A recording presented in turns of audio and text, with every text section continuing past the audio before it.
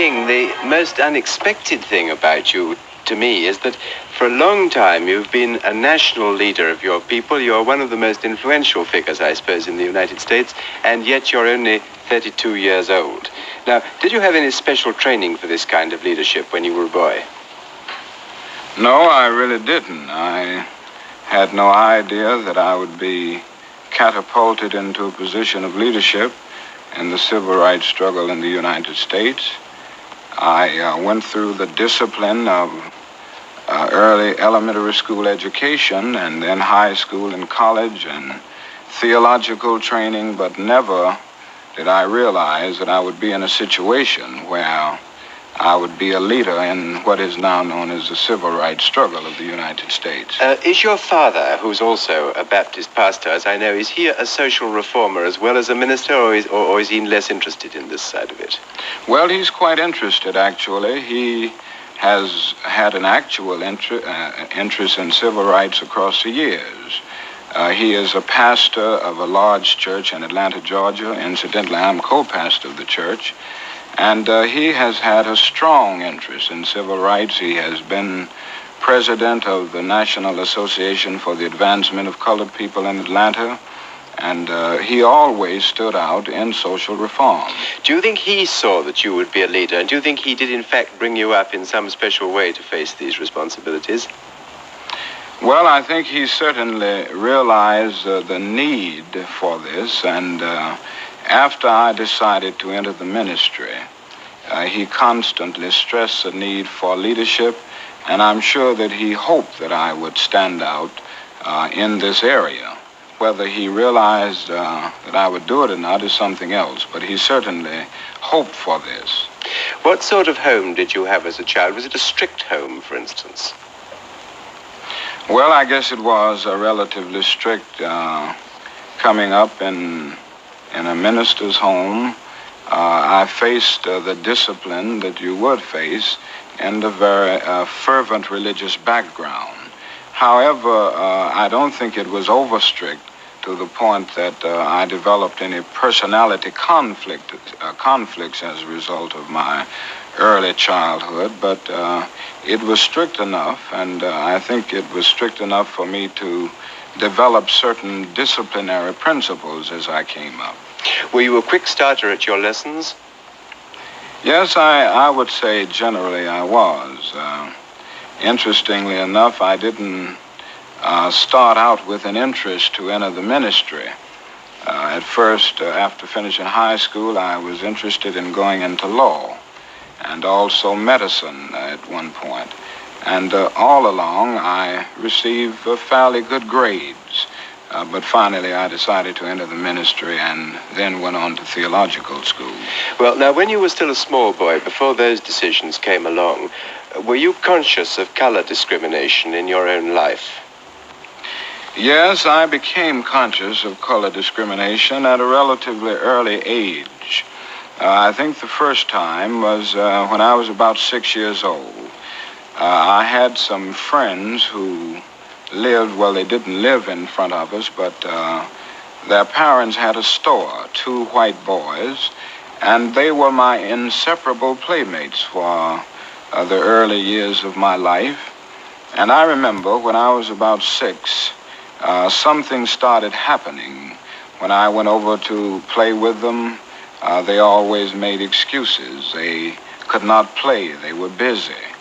And finally, I went to my mother with this problem, and she tried to explain to me in the best way she could explain to a child 6 years old. And this was really the first time that I became aware of the racial differences, or really the racial problem. She made it clear to me that this system had a long history, dating back to the time of slavery. She tried to explain the meaning of the system of segregation. But the thing I will always remember is that in the midst of her explanation, she always said to me, you must never feel that you are less than anybody else. You must always feel that you are somebody and you must feel that you are as good as anybody else. And of course, this came up with me in spite of the fact that I still confronted the system of segregation every day. Was that a violent conflict in your life? If you really believed your mother, and yet the system around you suggested that this wasn't true, it must have set up some sort of strain. Yes, I think so. As I look back over those early days, I did have something of an inattention. On the one hand, my mother taught me that I should feel a sense of somebodyness. On the other hand, I had to go out and face a system which stared me in the face every day saying, you are less than, you are not equal to. So this was a real tension within. Now, out of your own personal experience, the only example you've given me so far is one family where the mother didn't too much care to have you play with her children. What were you really prevented from doing as a child that a white child might have done? Well, in my days in Atlanta as a child, there was a pretty strict system of segregation. For instance, I could not use the swimming pool, so that for a long, long time I could not go in swimming until the YMCA was built, a Negro YMCA, and they had a swimming pool there. But certainly a Negro child in Atlanta could not go to any public park. I could not go to the so-called white schools. There were separate schools. And I attended a high school in Atlanta, which was the only high school for Negroes in the city. And this was a real problem because in Atlanta there are more than 200,000 Negroes. In many of the stores downtown, to take another example, I could not go to a lunch counter to buy a hamburger, a cup of coffee, or something like that. I could not attend any of the theaters. Only there were one or two Negro theaters. They were very small, but they did not get the main pictures. If they got them, they were 2 years late or 3 years late. So that by and large, there was a very strict system of segregation, and there was nothing called racial integration at that time in Atlanta. Now, that's a description of the system. Was anybody actually cruel to you or violent to you because you were colored? Yes, we did confront some of those problems. I remember as a child seeing problems of police brutality, and this was mainly aimed at Negro children and Negro adults. I can remember also the organization that is known as the Ku Klux Klan. This is an organization that stands on white supremacy, and an organization that in those days even used violent methods to preserve segregation and to keep the Negro in his place, so to speak. Now, I can remember seeing the Klan actually beat Negroes on some of the streets in Atlanta. But nobody ever beat you personally? No, I did have one experience, which was a relatively minor experience, but it still lived with me a good deal. When I was about 8 years old, I was in one of the downtown stores of Atlanta, and all of a sudden someone slapped me, and the only thing I heard was somebody saying, "You are that nigger that stepped on my foot." And it turned out to be a white lady. And of course, I didn't retaliate at any point. I finally went and told my mother what had happened, and she was very upset about it. But at that time, the lady who slapped me had gone, and my mother and I left the store almost immediately. Can you remember at this distance of time why you didn't respond in any violent way? Was it that you'd already thought of nonviolence, or was it that you just didn't dare as a Negro to take any strong action against a white? Well, I think probably it was a combination of two things. I hadn't thought of nonviolence at that early age as a system of thought, as a practical technique.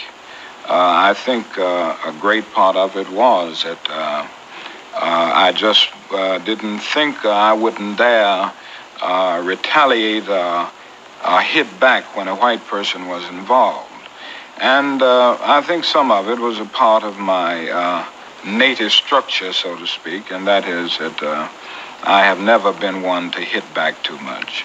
Well, that's all, 20 years or so ago, I suppose. Yes. But how bad is the complaint today? After all, the United States has changed a lot. The Negroes' rights are protected under the law. What exactly, how much has this system changed between then and now? Well, it has changed a good deal. It is far from what it ought to be, but I can see many, many changes that have taken place over the last few years. For instance, in the same Atlanta, Georgia, which is one of the largest cities in the South, there are some Negro students in formerly all-white schools. Some of the parks are integrated, some of the public parks. Just a few weeks ago, about 177 lunch counters were open to Negroes on a thoroughly integrated basis. I think I could say also that court injustice is not as glaring a reality today as it was 10 years ago. Police brutality has diminished a great deal. So that in Atlanta alone, there are many changes, and when I look over the total situation, I can say the same thing.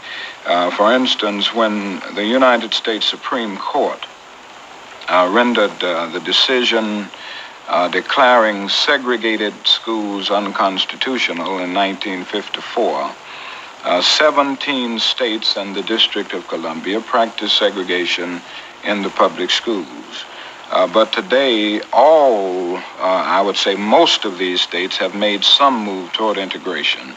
Only 3 states are holding out, namely the states of Mississippi, Alabama, and South Carolina. Yes. So that there has been a great change since, say, 1950 or 1945. Now, I can't help following you up at one point there. You said, I think I'm quoting you more or less verbally correctly, you said that denial of justice was less glaring than it used to be, and that police brutality had, I think your words were, somewhat diminished. Now, it follows from that you're not content that the Negro gets justice in the United States as things are at present, and you're not certain that the police do not victimize him. Well, yes, I think we have moved on a great deal, but we still face token integration. By token integration, I mean a few Negroes getting justice in a particular situation, but the vast majority still confronting problems of economic insecurity and social isolation. So that while we have moved on, we only have token integration, and the problem now is to move from token integration to overall integration, where it involves more than just a few students in a school, more than just a few lunch counters open, more than gaining justice in the courts in a few situations, but in every situation. You spoke a moment ago about having been thrust forward into this position of leadership. How exactly did it happen? Why are you at 32 virtually the leader of the Negroes in the United States? Well, I started out as a pastor in Montgomery, Alabama, which is a state that adjoins the state of Georgia. After I finished my graduate work in Boston, I returned to Montgomery to pastor a church. After I had been in Montgomery about a year, we had the problem there of facing many indignities and injustices on the city buses. Negroes were treated in a very discourteous manner. The bus drivers usually talked to Negro passengers in a very inhuman way. Not only that, if one had visited Montgomery, Alabama prior to 1955, December of 1955, he would have seen Negro passengers actually standing over empty seats. This was because the first 10 seats were reserved for whites only. And even if Negro passengers packed the buses and the other seats, and there were no more seats left other than these seats reserved for whites only, Negro passengers could not sit there. So they had to stand over these seats even if a white passenger was not on the bus. Not only that, there were times when Negro passengers got on the buses at the front and put the fare in the box, and then they had to get off the bus and board by the rear entrance. These were some of the conditions that existed, and on the 5th of December in 1955, a Negro woman was arrested, Mrs. Rosa Parks, for refusing to give up her seat for a boarding white male passenger. Pretty soon after she was arrested, the word got around the Montgomery community, and there was a spontaneous reaction. I think I could say safely that more than 99% of the Negro people of Montgomery rose up with a bit of indignation, a righteous indignation, I would say. And this led to the bus boycott. The Negro citizens decided not to ride the buses until these conditions were changed. They asked me to serve as a spokesman and the president of the Montgomery Improvement Association, and from this time, I found myself in a leadership position in the civil rights struggle. And the bus boycott was, of course, a startling success under your leadership. Yes, we struggled for 381 days, but at the end of that, we returned to thoroughly integrated buses, and they are integrated today in Montgomery. Now, what does this position of leadership cost you in personal terms? I mean, are you threatened? Do you get anonymous letters? You have had violence, I think, shown to you more than once. Tell us a little what is involved in all that. Yes, I have been threatened many, many times. There was a time that we received as many as 30 and 40 threatening calls a day. And of course, I received numerous threatening letters.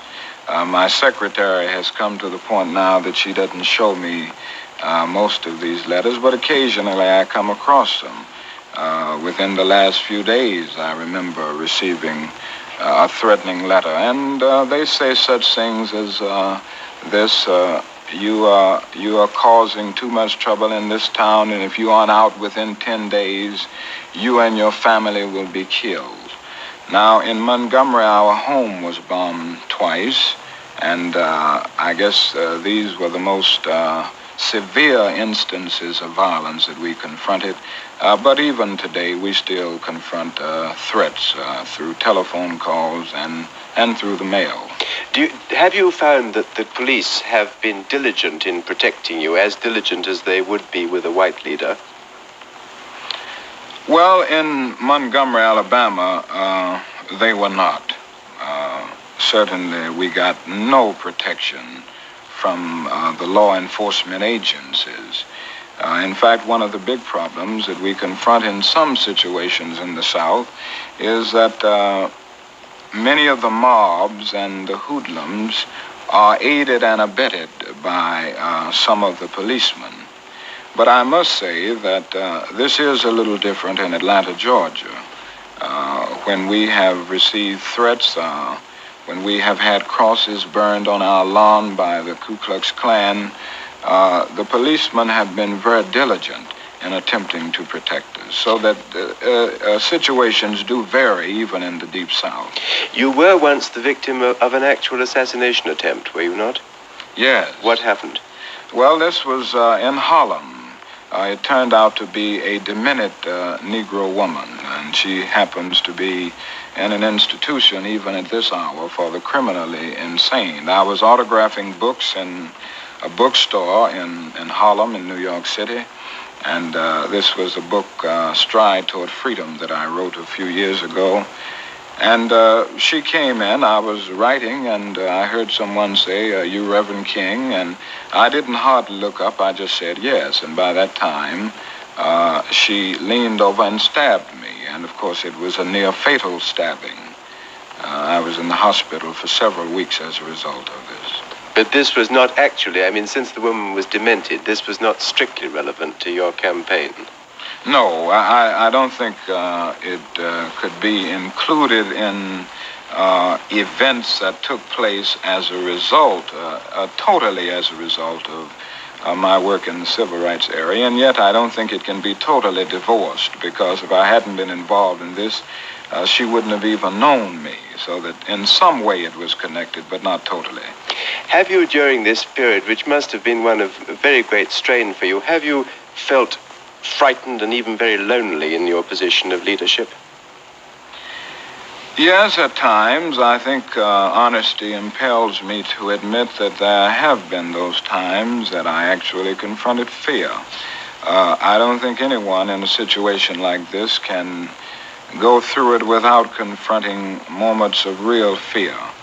But I have always had something that gave me an inner sense of assurance and an inner sense of security in the final analysis. Even in the moments of loneliness, something ultimately came to remind me that in this struggle, because it is basically right, because it is a thrust forward to achieve something not just for Negro people, but something that will save the whole of mankind. And when I have come to see these things, I always felt a sense of cosmic companionship, so that the loneliness and the fear have faded away because of a greater feeling of security, because of commitment to a moral ideal. Does that carry you as far as feeling total confidence in yourself? For instance, for better or worse, you've become the symbol now of Negro emancipation in the southern states. Now, are you an adequate symbol? Do you feel that you're adequate? Well, again, I must confess that there are those moments when I feel a sense of inadequacy as a symbol. It is never easy for one to accept the role of symbolism without going through constant moments of self-examination.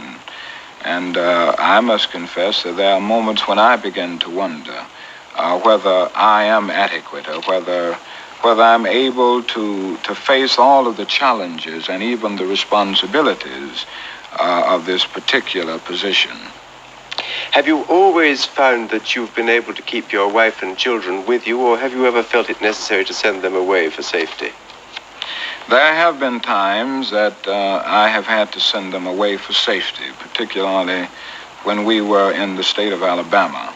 But my wife happens to be one of those very strong persons, and one who is very concerned about this whole matter and very dedicated.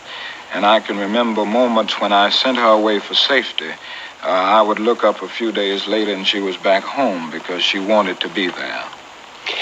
Dr. King, clearly you're making progress in this. Now, could you make more progress if your demonstrations were based on more direct action, on strikes, for instance, on a more direct economic threat, in the way that some of the African people struggling for independence have tried to shape their destinies?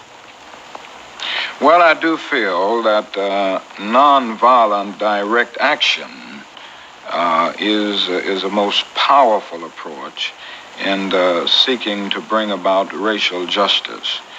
Now, to a degree, we have moved in this area. The Montgomery bus boycott was a limited move in this area. The sit-ins that have engulfed the whole South over the last few months would be another move in this direction. This is nonviolent direct action. Also, the freedom rides. I think all of these things are certainly serving to speed up the process. And I think the more we delve deeper into these particular areas, the more we will be able to bring about at least a speedier solution to the problem. Some of your critics do say that you lack fire. I've heard that said about you, that you're not really keen on challenging except on the margins of this problem. Now, I expect that's unfair, but I'd like to hear your answer to it. Well, I don't know if I lack fire. I do feel that at times I I am rather soft and maybe a little gentle, but on the other hand, I have strongly advocated direct action. I have made it clear that I believe this is one of the most potent weapons available to oppressed people in their struggle for freedom and human dignity. So that I don't consider this a marginal approach. I consider this as an approach going to the very depths. I have participated in sit-ins myself. I have been arrested as a result of my participating in sit-ins with the students at lunch counters. I served as one of the coordinators of the Freedom Rides, so that I don't think it is true to say that I am not in accord with these particular methods. I believe in them, and I have advocated them and participated in them. I understand exactly why you believe in nonviolence, but have you found it easy to persuade your followers that nonviolence is really the best method? I mean, there must be a great temptation to take a poke back at a white man who hits you. That is true, that it is difficult at times to convince people that this is the best way. And I guess it is difficult for all of us not to retaliate. But on the whole, I have been amazed at the tremendous response that we have gained when we have called for nonviolent action. I look back over Montgomery and think of the fact that for all of these days, 381 days, more than 99 9/10% of the Negro citizens participated in the boycott. They confronted harassing experiences. They confronted physical violence. And never did they retaliate with a single act of physical violence. And the same is true of the student sit-in movement, which included thousands of students. Not a single, well, I would say very few, retaliated with physical violence. So that even though it is difficult, I think we have been able to get this method over in a most significant way. Dr. King, apart from the business of discrimination, are you a radical in other causes? Do you follow the other great radical political causes in the world or not? Well, I'm not sure what cause you're Are you speaking. concerned, for instance, with let's say, the abolishing of nuclear weapons? Oh, yes. I have worked very closely with this particular approach. I have worked with an organization for sane nuclear policy in the United States, and I am a strong believer in disarmament and suspension of nuclear tests, and some methods being used to arouse the conscience of mankind on this most important issue. As I've said so often, I don't think the choice is any longer between violence and nonviolence in a day when guided ballistic missiles are carving highways of death through the stratosphere. I think now it is a choice between nonviolence and non-existence, so that I have strongly endorsed organizations that are fighting or struggling in a creative, nonviolent way to arouse the conscience of mankind on this issue. Well, now let me put to you a last question. You could live and work in many parts of the world where you'd be discriminated against much less than you are in the United States. You are, I suspect, a patriotic American citizen, and you probably don't propose to live anywhere but the United States. Now, will you tell me why?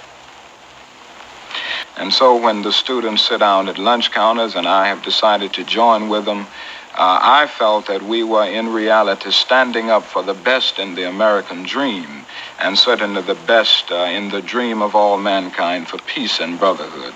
So I live there with the feeling that we are moving in the right direction, and with the feeling that this problem can be solved in the United States if enough people give themselves to it, if they devote their lives to breaking down all of the barriers that separate men from men on the basis of race or color.